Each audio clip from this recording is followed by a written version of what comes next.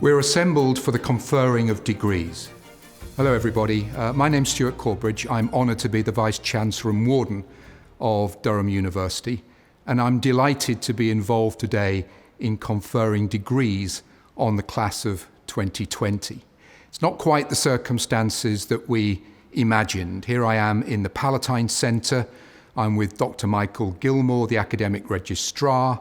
I'm also with 5 colleagues, all of whom are wearing face masks and keeping socially distanced from me. And these are the times that we find ourselves in. I'm terribly sorry that we're not meeting right now in the cathedral, but I look forward to joining most of you with friends and family members in the cathedral next April, in April 2021.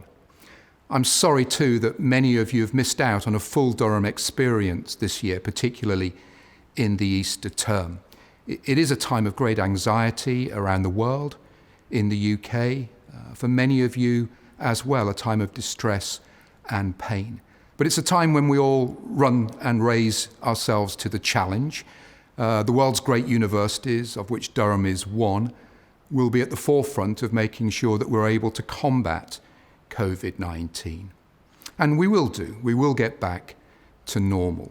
So this is a day of celebration, and it's a day perhaps when you can all reflect, as I hope you will do, on all that you've managed to gather from your time at Durham University, whether you're with us for 1 year or part of 1 year, unfortunately, 3 years, 4 years, or even more if you've been doing a postgraduate research degree, a PhD. We are one of the world's greatest and most distinctive and distinguished universities. We are absolutely fabulous in our 3 domains of research, of education, and of the wider student experience. And when we meet again in April, most of us, I'll be talking about some of the great research achievements of the university in all 4 faculties. But if we join up your research and education at Durham and just think about the current crisis, coronavirus, COVID-19, this university right the way across the piece is involved in addressing some of the most pressing issues around the pandemic.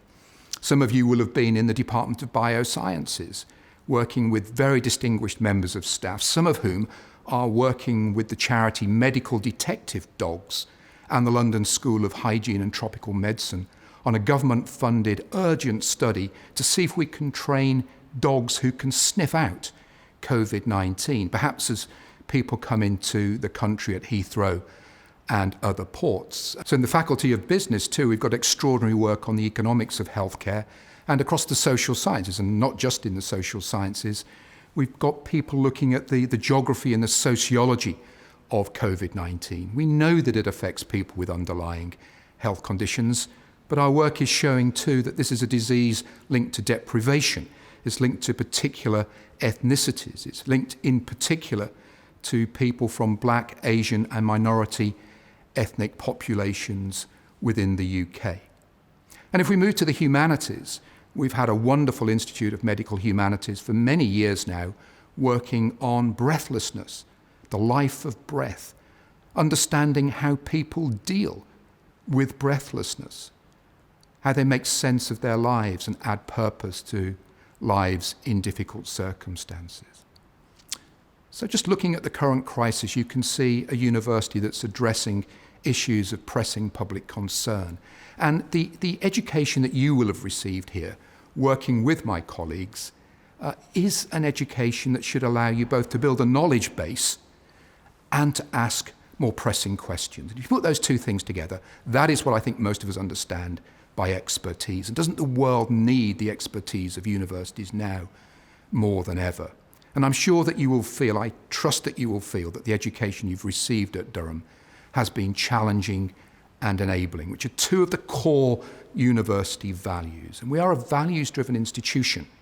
We like to say that we're challenging and enabling, also innovative.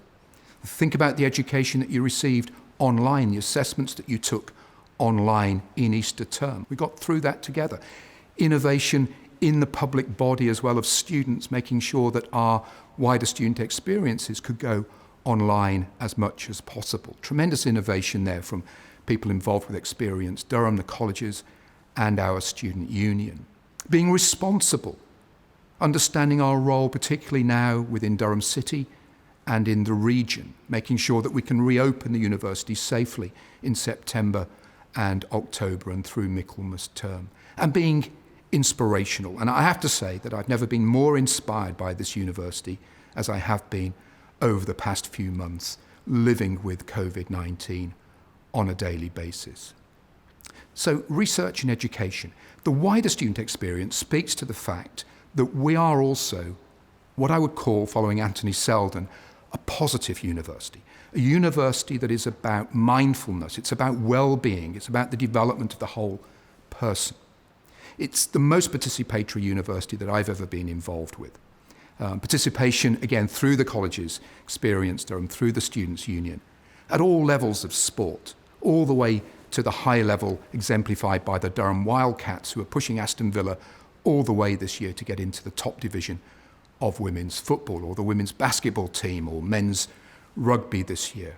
If we think about music, all the way from college-based orchestras and choirs right the way through to the great university performances that we've seen this year, often involving our Chancellor in the cathedral or at Van Mildert. And the same with theatre, from local level, street-based theatre in some cases, all the way to the productions that you've taken to the Edinburgh Fringe or the National Student Drama Festival.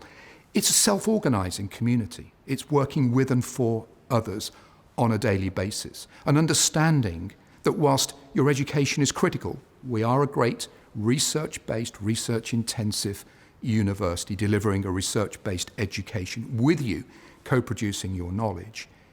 We're also a university that does care, as I say, about your roundedness, about your contribution to others and with others, and your well-being. And what would I be most proud of? I think it would have to be the fact that we are striving now to deliver 100,000 hours of volunteering each year to our local communities. And if you adjust for the size of the university, our staff and our students, we're still a mid-ranking university in terms of size. No university, I believe, contributes more volunteering hours than Durham. We have a sense of public service, I think highly ingrained for decades into the ethos of the university. A sense of social citizenship. A sense, dare I say, that there but for the grace of God go I. You've all worked hard. You're all making your own futures. But your futures are not just made for yourselves, by yourselves, any more than mine has been. We're all creatures of where we were born and to whom we were born as well. And that sense that life could be different, that sense that we have obligations to others, I think is deeply ingrained in Durham. And I think it's why we provided so many contributions to public service over the years. So I hope that when you graduate from Durham, as you will do very shortly, you will remain intensely fond of this university. Be thankful for the education that you've had. Use it for the rest of your life. Lead an examined life. Lead a life based around mindfulness and well-being. Be happy. Be kind. And think of others. Work for others. That's the Durham way. Very shortly, you'll be moving from being graduands to being graduates. And you will therefore be members of the Dunelm community and society. So let me say again, warm congratulations to all of you for working so hard, and a very warm welcome to being members of the Durham alumni community. Thank you.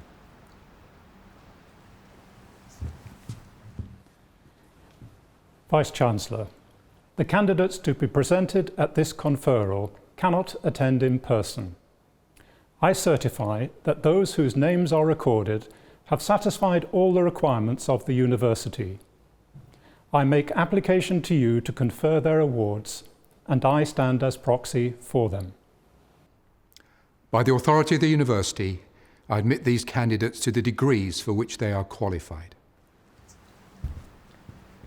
We now have a message from our Chancellor, Sir Thomas Allen. First, let me say how happy I am at the prospect of joining you all for your congregation ceremonies next year. It will certainly be a wonderful celebration, and I look forward to standing by the choir screen in the nave of Durham Cathedral, welcoming families, loved ones and friends to a ceremony marking a most significant stage of your life. I'll talk perhaps of my own connections to Durham, expressing how joyous the occasion is for me as Chancellor of the University and as a local man born just 12 miles away from the city itself. But this year, I don't need to remind you, is different from anything else that we have experienced. No doubt history in the making.